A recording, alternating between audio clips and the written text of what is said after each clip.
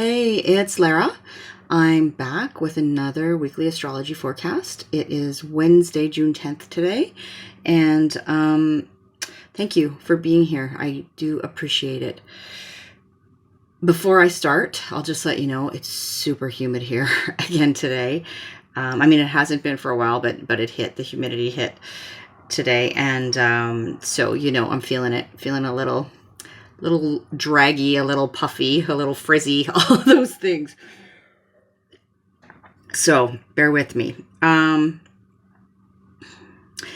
other thing I want to say is I just, I don't have a lot of notes to go on today. It's going to be a bit off the cuff. I haven't had a lot of chance to prepare, but so I decided I'm going to let, my intuition lead the way here. And I guess that's appropriate because we're going to talk a lot about Neptune in this recording.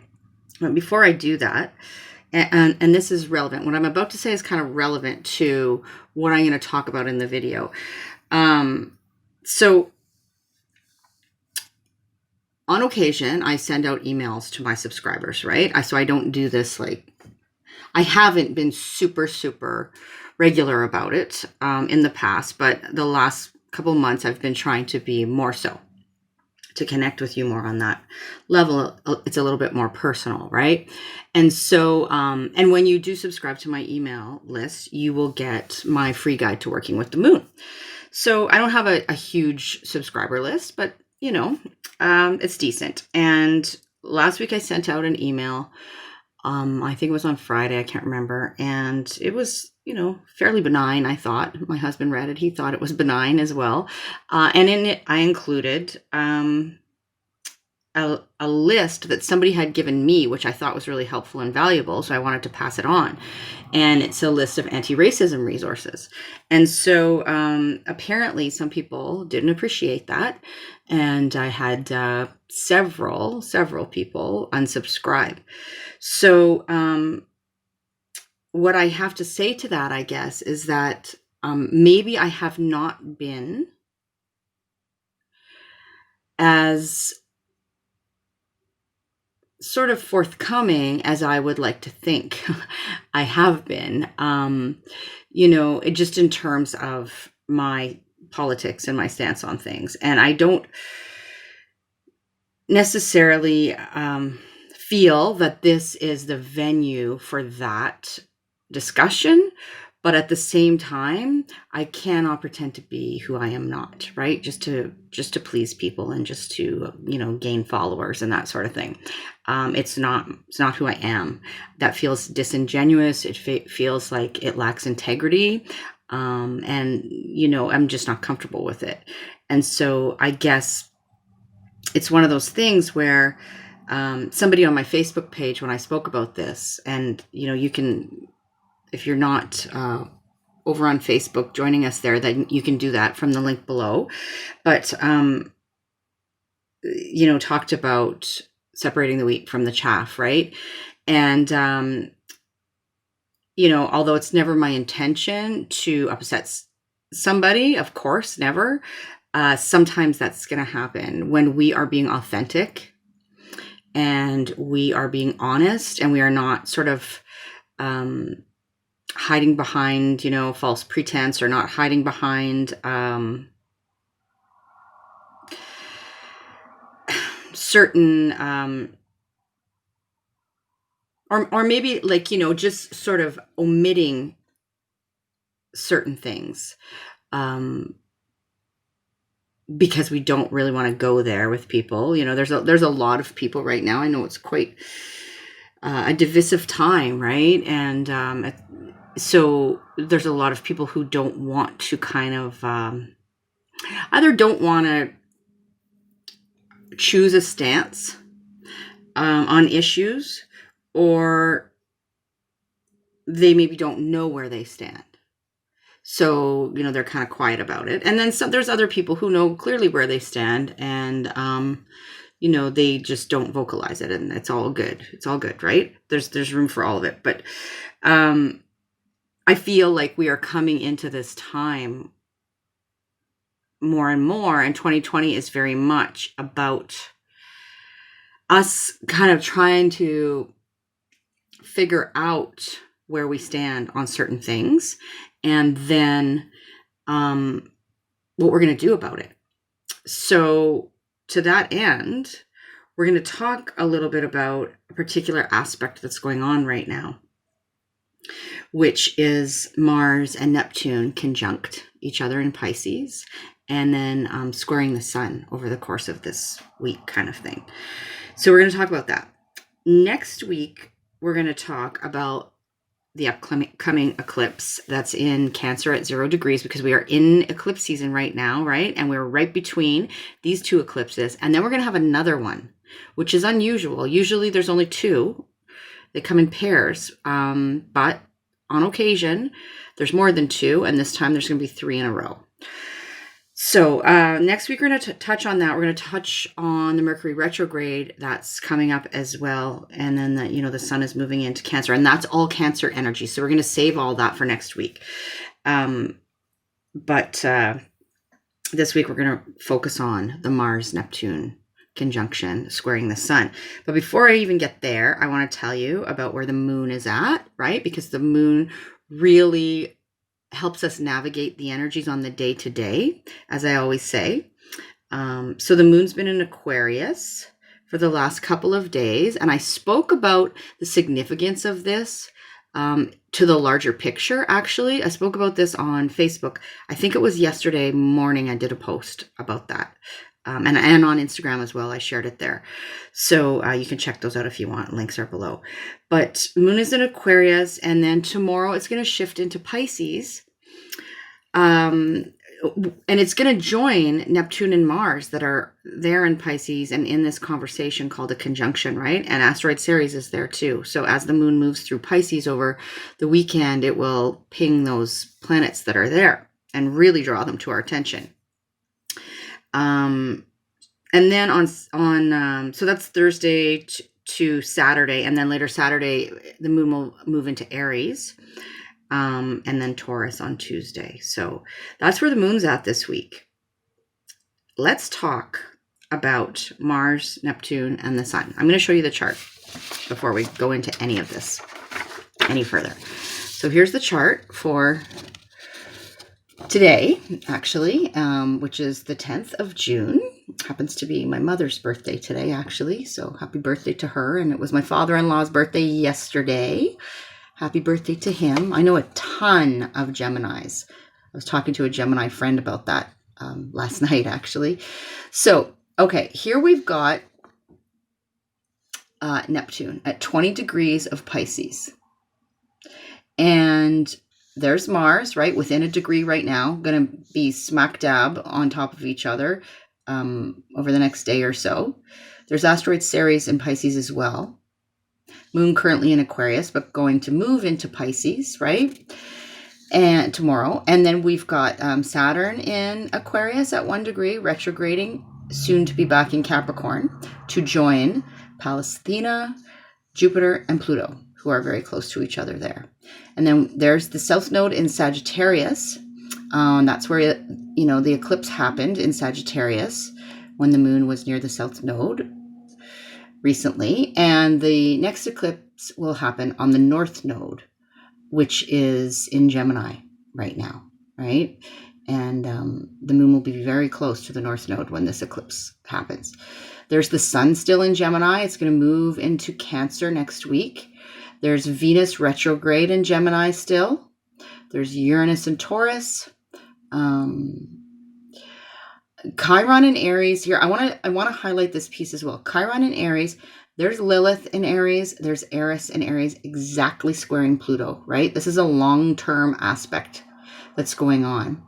I'll touch on that in a second. There's asteroid Vesta in Cancer and Mercury in Cancer that will station retrograde next week. And I spoke about all this retrograde energy that's going on, right? And there's a video on that on the channel. You can go back and listen to, because it's still very, very relevant.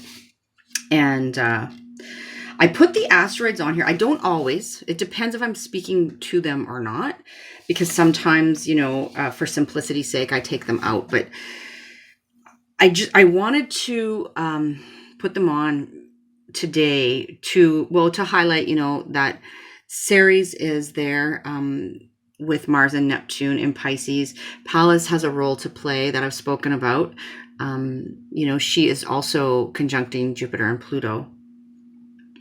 And it just in general, we're seeing the involvement of the asteroids in the bigger picture that's going on. And so I think it's important to pay attention to that.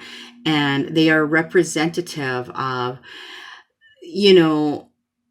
the divine feminine and the rising of the divine feminine that we're seeing happen on the planet in general. And to that end, I just, I've mentioned this several times, but I just want to draw your attention back to the fact that Eris and Pluto are in this tense square this year. And this is like big energy, right? In a sense, it's like the squaring off of the divine masculine and the divine feminine, in a sense. I don't really want to spend a lot of time in this video talking about that, but it's tense energy, and we're seeing it play out in the collective. I mean, we're seeing so many things go on in the collective, but there is definitely a focus on the role of the feminine in all of the things that are going on right now, from the pandemic, to the anti-racist movement that we're seeing on the rise again, to, earlier, like the Me Too movement, all of these things, right? There's an element of the feminine that is definitely being highlighted. So I wanted to mention that to you. And I also wanted to just, again, take you back to something that I've spoken about a lot. There's 2 separate videos on the channel that I've done on this, on Chiron and Aries. Well, did one video on Chiron just in general, and then one on Chiron and Aries. And this is really about, Chiron's transit through Aries is about the healing of our identity. And this plays into what's going on, as I see it right now, with Neptune and Mars conjuncting each other, squaring the moon, and then Mars going to move into Aries soon. For the remainder of the year, Mars will be in its ruling sign of Aries, starting June 27th. And so that's something to pay attention to. Mars is going to retrograde there. Mars is the ruler of Aries. Chiron is in Aries right now, right? So we've got this drive, in a sense, to heal our identities. Who are we? Who are we in relation to other people? Who are we in relation to what's going on in the world? What are our individual rights and freedoms and beliefs? And, how are we choosing to approach the world? These kinds of questions are big right now. And with Mars and Neptune in a close conversation with each other right now, what's happening is, Mars, let's just talk about these 2 planets for a second first. Mars is the god of war, right? In mythology. The warrior planet, the planet that speaks to our drive and our will and our desire to go out and get what we want, right? Our passion, very much. Mars is a sort of fiery, steely energy, if you will. It's like Mars cuts things away and, sort of races into battle based on instinct. Mars is very much about our primal instincts. And it is a more kind of yang energy, or masculine, outwardly focused energy. And then we've got Neptune. And Neptune is this very elusive energy, right? Neptune is about things that are hard to put your finger on, things that are not clear. Neptune is associated with, everything from our dream state to our connection with spirituality, to a sense of compassion for our fellow humans, universal love, the ethereal, even things like, acting and Hollywood, very Neptunian. But Neptune is also associated with boundary issues, right? Lack of boundaries, with deception and things being not seeming as they are, so not appearing as they really are. So Neptune can have this reputation of seeing things through rose-colored glasses, right? And it can be really kind of difficult. It's like when we have Neptune involved, it's like having one of those sheer curtains. I don't know if your grandmother used to have shears on the windows. That used to be a real thing, and some people still do, back in the day. But it's like this sheer kind of opaque covering on things. And so it's like, difficult to discern, like, what is that? Is that what I think it is? Or what's that outline? So when we have these two energies together, it can manifest in different ways. It can be very much about standing up for a cause that we believe in, but there can be confusion about what's the right action to take, right? Mars is action, but like, what's the right action to take? I'm unclear. Is this correct? We can be deceived or misled into taking action based on the incomplete story or the incomplete picture. And then with the sun in Gemini, right? Gemini's ruler is Mercury, planet of the mind and communication, the messenger god. With the sun there, and the sun representing our sense of self, our ego, in a sense, how I like to describe it to clients is like, I feel like the sun is like the portal, the point of light through which our soul kind of shines in this incarnation, right? And so it is our sense of life force. It's our life force. And so with these three planets in this conversation, it can be really difficult. It can be empowering on one hand, right? To stand up for causes that we believe in, if we're clear on what that is, and if we have all the information to base those decisions on. And if we know who we are at our core. But if we don't know, if we're not clear on who we are and what we believe, and we're just out there kind of, lashing out, or just basically running on instinct, and we don't have a clear picture, we can do unintentional damage.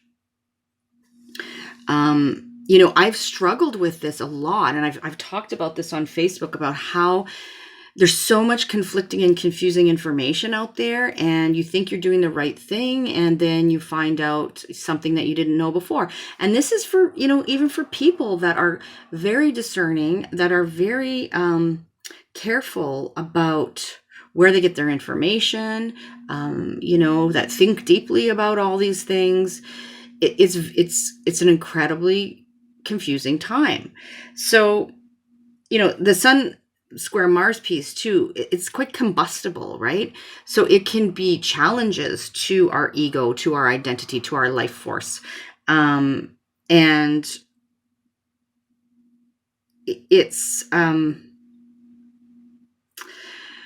always use this phrase when I'm talking about Mars, that when we use Mars energy to assert ourselves, then I think that's a positive use of the energy. But if we take it too far and we become aggressive, it depends on the circumstance. There's so many, sometimes that's called for, I guess. Anger has a place.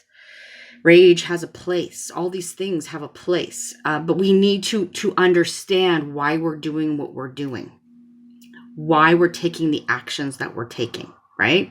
And are we clear? Do we have a clear picture? So those are all sort of issues and questions that are coming into play with these planetary conversations. I encourage you to sit with all that, and see what that means for you and how that lands for you. Another thing I will say is that the Sun squaring Neptune can really feel like, it can feel quite draining to our vitality as well. Kind of like, well, this energy in general can be, this combination of sort of fire and water it's like, well, what happens when you combine those two elements, right? When we combine fire and water, we can get steam, or we can put out the fire. So, just be gentle with yourself, be gentle with others, as best you can right now. And try to remember we're in a ton of retrograde energy right now. So it's a really good time for reviewing and reflecting and figuring these things out before we really launch forward. However, I'm not telling people to not launch forward if they feel like they are clear on what it is that they need to be doing, they want to be doing, what's driving them, what they stand for. They have all the information, all of that kind of thing, right? And sometimes, as I said in my email to my subscribers last week, sometimes we have to take imperfect action, right? We can't know it all. And then when we know better, we do better. So there's that piece at play too.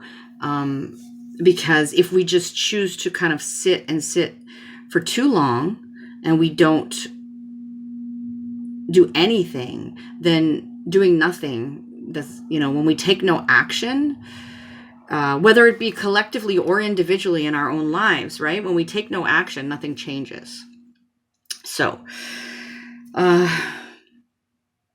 there's it's a big ball of confusion really right now, and there's a lot to consider and a lot to think about. So before I go through each of the signs, I just want to mention to you that we are still very much, I said this, in the midst of this eclipse. We're between these two eclipses right now. So, and this energy that we're feeling with Mars and the Sun, like it's in the same area of the chart, Pisces and Gemini, right? And Sagittarius, that axis, that nodal axis. So, it's reflective of that energy as well. So if, you can go back and listen to the video that I did on the eclipse, and that will be relevant to you still and for a long time to come.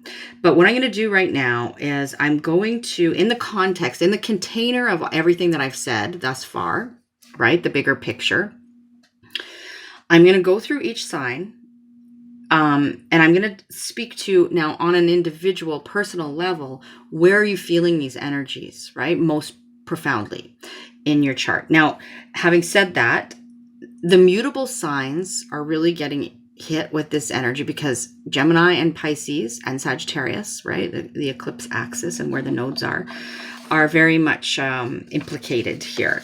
So the mutable signs, are Pisces, Virgo, Gemini, and Sagittarius.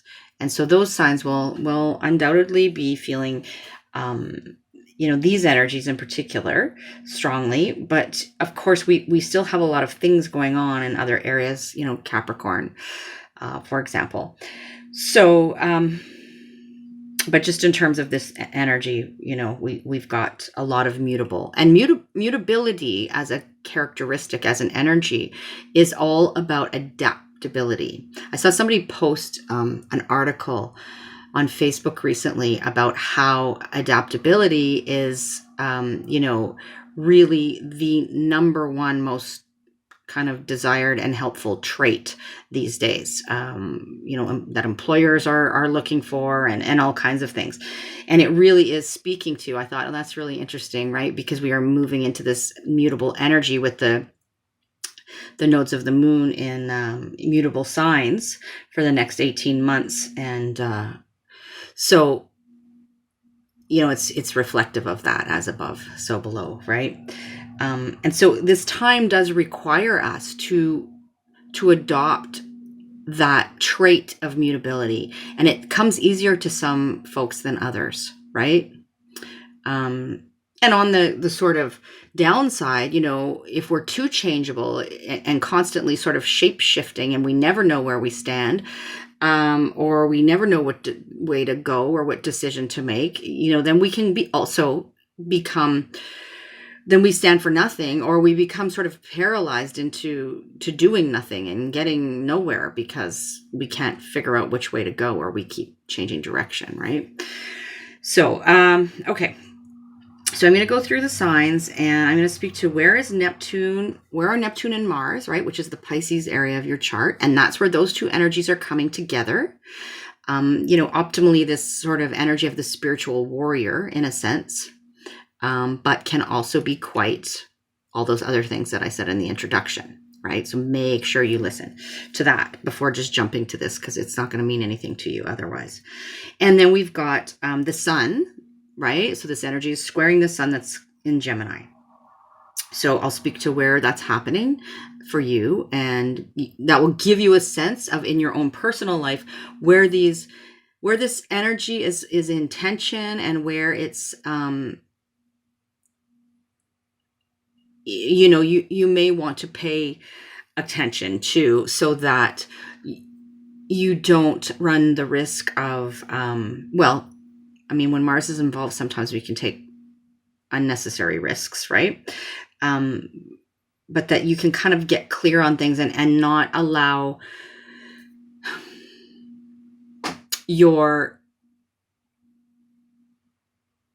yourself to just be driven on pure sort of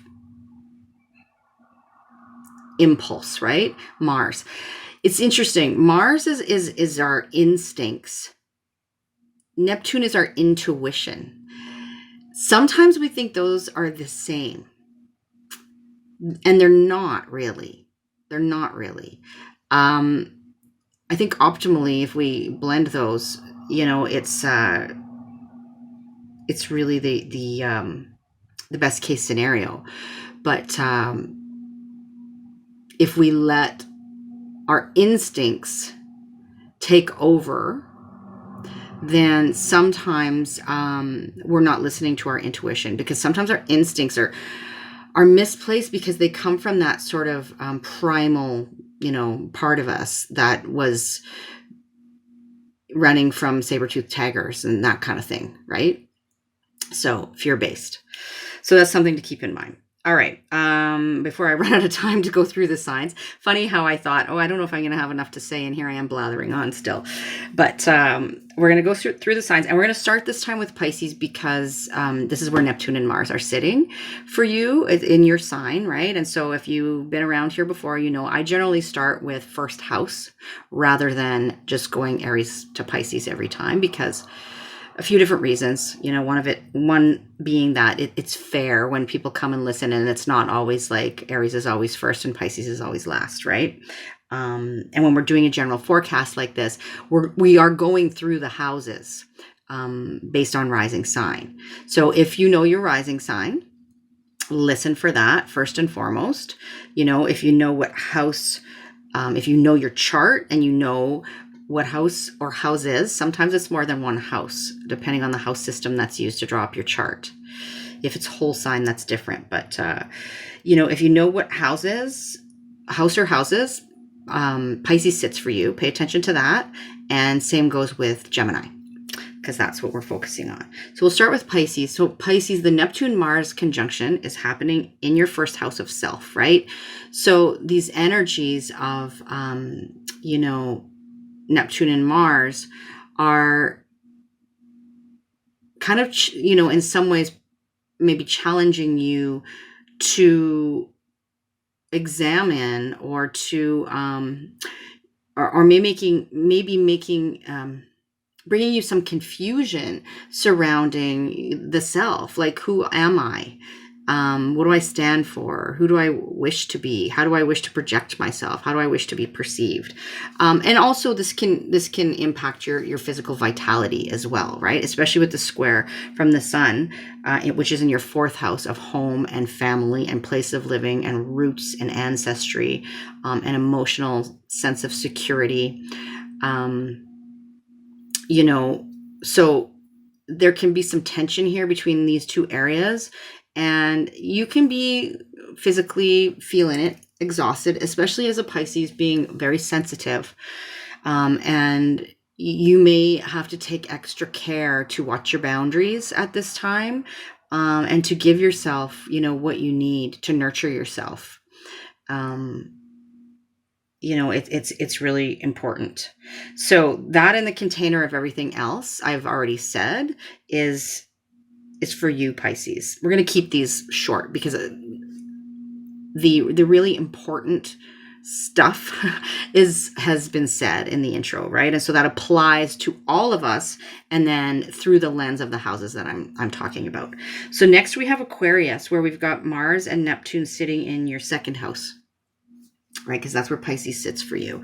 And so this Mars-Neptune energy of, kind of either spiritual warrior or, what cause am I standing up for, whether it be collectively or in my own personal life. But it can also be around, this lack of clarity on what to do about it and what action to take. And it can be, false starts, kind of like, is this the right way to go? Is this the right thing to do? And some confusion. And this is all based on issues around your resources, your personal resources. So money, time, energy, your material possessions. It has to do with what you value, what you hold really important, near and dear to your heart, your core values, and what you place worth on, right? Including yourself. Like, how do you value yourself, your sense of self-worth? And then the sun is sitting in your fifth house. So there may be some tension coming from there, or some challenge to that sense of, ego identity, as it pertains to the fifth house of things like children, in the broader sense, like your children, just issues around children in general. So children, your creativity and creative projects, whatever brings you a sense of joy and pleasure, those can be things like hobbies and special interests. It can be all kinds of things, sports, different things can fall into that category.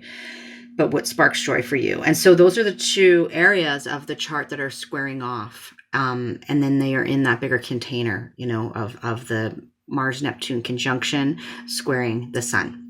So that's for you, Aquarius. Next, we have Capricorn, where we've got Mars and Neptune coming together in your third house of communications, of your immediate environment and the people in it. So, this is often things like teammates, workmates, peers, siblings, neighbors, cousins, those kinds of folks. And again, very much about, like I said, issues around communication, all things communication, right? How you like your communication style, literal messages exchanged back and forth, and about our sense of, different perspectives and learning on a ground level kind of thing, right? That learning the basics, like it's often third house is associated with early learning. So any of those issues there, and then which is where Mars and Neptune are meeting up, and then squaring that sense of identity, of your vitality, of your life force, which is currently sitting in the 6th house in Gemini. And so that has to do with your daily routines and, all the things you do on the day-to-day, paid and unpaid tasks, and routines around health and wellness and issues around health and wellness. This can speak to issues around pets or issues around relationships between unequals. So, kind of like, I don't even like these words, but some people relate to them, superiors and subordinates. An example I often use is employee-employer relationships, but any kind of relationship that is between people who are not on an equal playing field. So that's those two areas that are squaring off in the context of the larger picture I spoke about, right? So that's for you, Capricorn. And of course, Capricorn, you got all the other stuff, right? You got Jupiter and Pluto up there and Pallas up there still. And then, the square between Eris and Pluto in your sign. Eris is in Aries. Things are happening.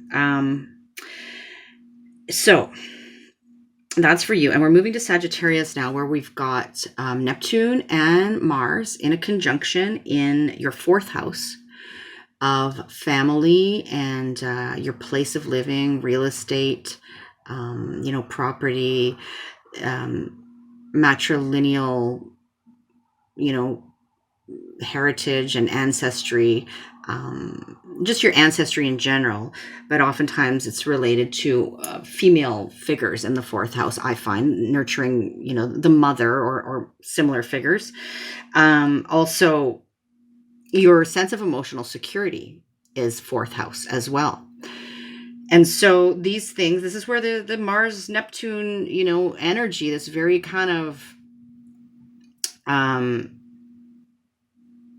this energy that's very different but trying to blend in the 4th house. And then it's squaring off to the sun, which is sitting in your 7th house right now, right? That sense of vitality in your 7th house of one-to-one relationships. So people that you are in close personal relationship with, of all sorts, including significant others.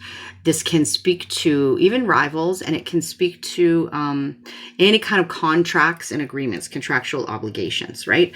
So that's where the tensions are sitting in your chart for you to work through and sit with some of those questions that I posed in the start of the video. Next, we've got Scorpio. Mars and Neptune are coming together in your 5th house of children, all things related to children, of what we conceive of, what we create, our creative projects, that sort of thing, and what sparks joy, right? What sparks joy for us, and that can be a variety of things, but that's where Neptune and Mars are for you, Scorpio. And then the 8th house has to do with intimacy and vulnerability and other people's resources, other people's time, money, energy, and our sort of deep-seated secrets and things like that are buried in our psyche, that sometimes there's issues of wounding and healing around that. So that's what's going on for you right now, Scorpio,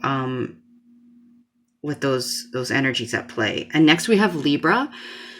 For you, the Mars Neptune is sitting in your 6th house and then squaring off to the 9th house, which is where the sun is sitting, right? That sense of that solar energy, that life force. And so for you, these two areas, 6th house is about your daily routines and, what you do on the day-to-day and the checking off the ticky boxes and all the tasks, paid and unpaid, how you are in service.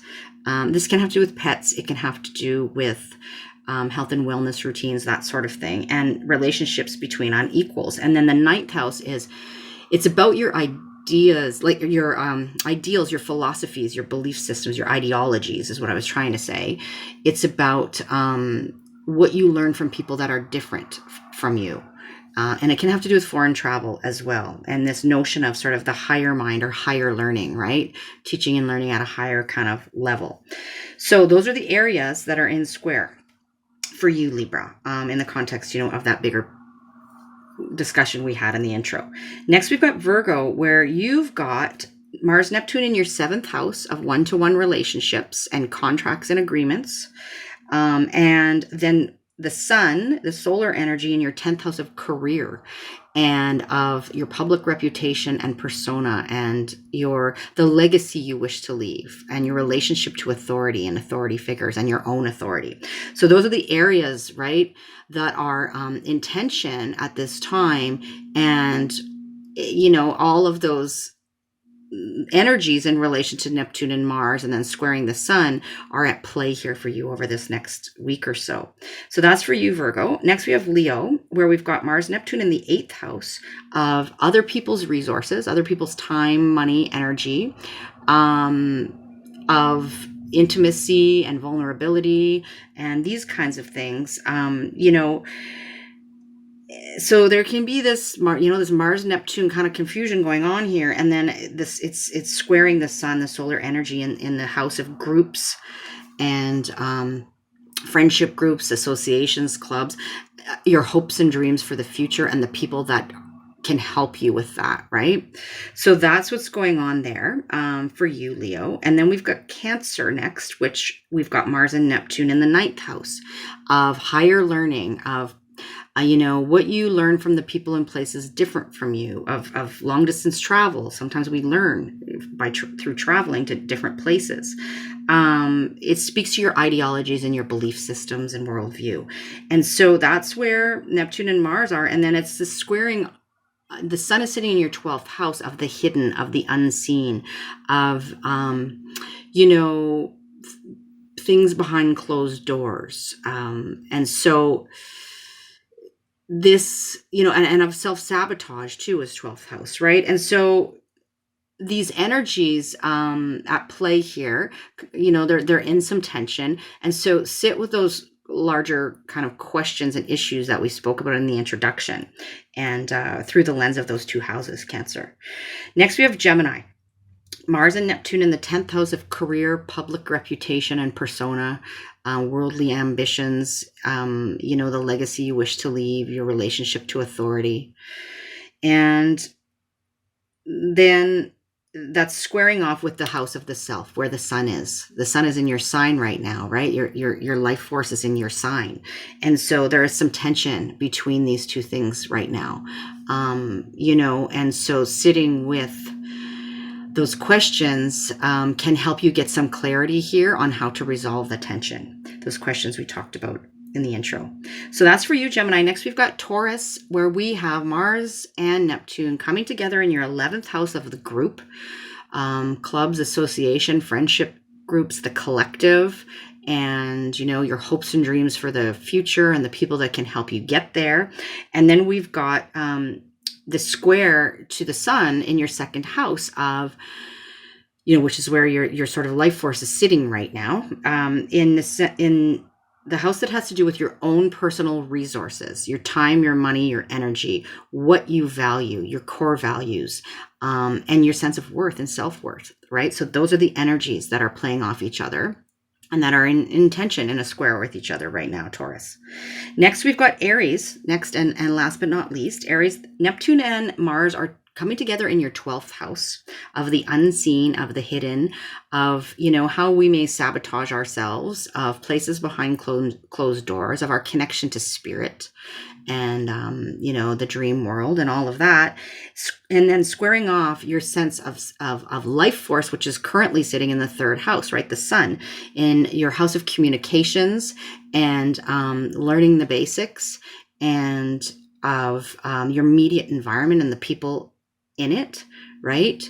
So, and your sense of mobility as well as 3rd house. So those 2 areas are squaring off, and you know, there may be some kind of repressed, maybe like anger or something coming up in the 12th house that you may get some insight into, and work to kind of communicate that with the sun in the 3rd house over the course of this next week or so for you. So that's for you, Aries, and that's all 12 signs. And I hope that this wasn't too rambly. I hope it was helpful to you in getting a sense of where we're all at in the bigger picture, and then, bringing it down to an individual level as well.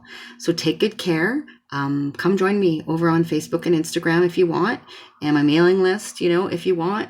And otherwise, I will see you here next Wednesday for sure. Okay, take good care. Bye-bye.